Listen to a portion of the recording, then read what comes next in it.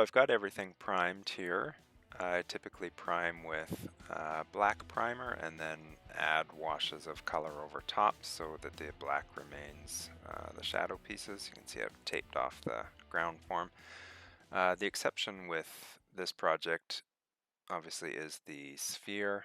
I've primed it white because that is going to be more of the base color.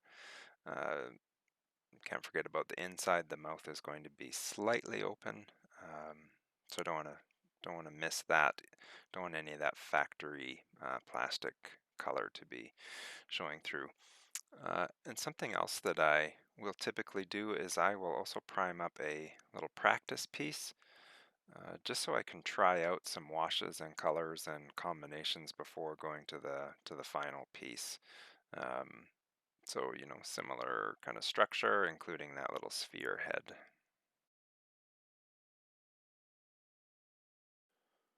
So when I was looking at references for the sphere, I really wanted to stay away from the Joaquin Phoenix Joker makeup. It's just become so iconic. I wanted to stay away from that. So typically I'll take a picture of the blank form, and then just on my phone with the markup um, app, I'll just try a few variations. I wanted it to look quick and dirty, like the clown face was painted, in the middle of the night by vandals. And then this is the design that I settled on, just trying to get the color and shape arrangements. So just a quick check-in to see where we're at. I would say the figures are mostly complete. What I will do at this point is just add a bit of dry brushing across the bodies to bring out some of the highlights. I also want to drill in eye holes on the masks so that their heads mirror what's happening on the large sphere. And maybe just take a second to circle back to something we talked about in an earlier video about paying attention to things to look for ideas. So these two figures, I just plunked them down here just as surrogates, just as placeholders, while I'm painting the actual figures that go on the piece.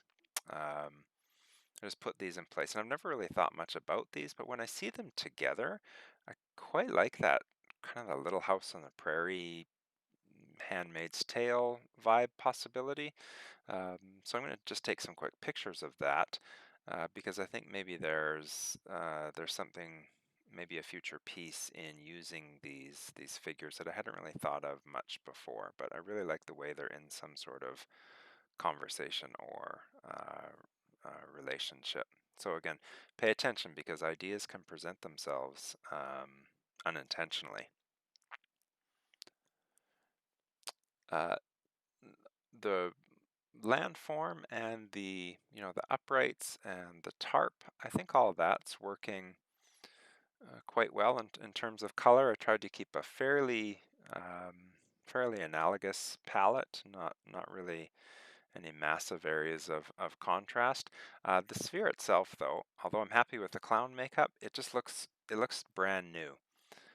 Everything it looks like it's only a few days old, straight from the factory. So I'm going to tone that down and give it some history with some washes and smudges and just mess it up a little bit so it doesn't look quite so right off the showroom floor. So I think this is more fitting to the overall composition and theme. It's got some history. It's got some wear and tear on it. Doesn't look so new. And I've added the eye holes to the figures, and I kind of over exaggerate the contrast because you've got to remember these are really tiny and they look different to the naked eye than they do on camera. So throughout the process, even though there's changes and variations and things evolve, I like to keep in mind basic design principles are important to me. So we've got this triangle by these three spheres juxtaposed against this inverted triangle. Little design elements like that I try to keep those in mind. Those are important to me, regardless of the theme or mood of the piece. Last major change that I'll point out is, you remember I had originally defined a zone at the top of this dome that I was going to stay away from to give lots of room up top. I did decide to push that sphere really up to the top, so it feels very close to the edge of the glass. And so, even though it's just a display mechanism, a frame, a case, it's part of the overall composition. So, um, yeah, happy with that choice to really push that sphere up into that bubble.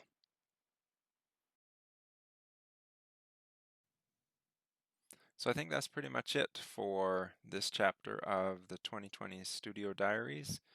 Um, Working through the variations and the evolution of the When Skies Are Gray piece. Uh, might do something really stupid and make a little video music montage to just add one more video to this chapter. It sounds like a really bad idea, so I'll probably go ahead and do it. And where I want to go next is rather than going through kind of the stages of a piece, I think I'll talk about the um, kind of the general, thematic thread that I've been following for several years.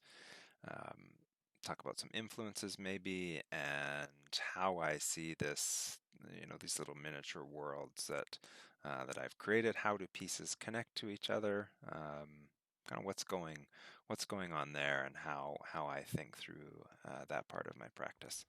So again, thanks if you've made it this far. You might want to get yourself a hobby, but I do appreciate it. Yeah, take care, and we'll talk to you soon.